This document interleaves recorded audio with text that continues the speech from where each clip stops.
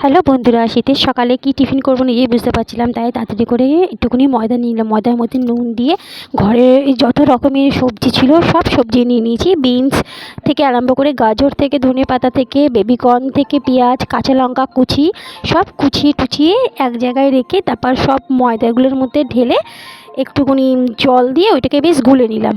গুলে নিয়ে এখন আমি একটা বাটার তৈরি করে নেবো। বাটার তৈরি করে নিয়ে ওইটা হচ্ছে হালকা তেলে একটুখানি সেঁকে নেবো।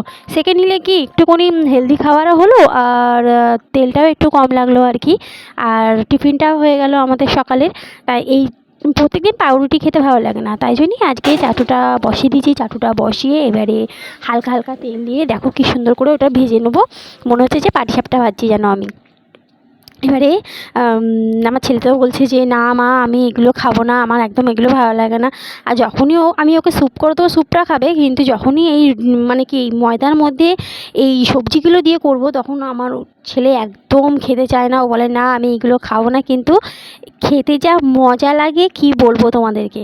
মানে সব সবজি দিয়ে রুটি দিয়ে মানে তরকারি না করে এইটা দিয়ে খেয়ে নিলে জাস্ট অসাম লাগে। আমার তো খুবই ভালো লেগেছে খেতে এটা।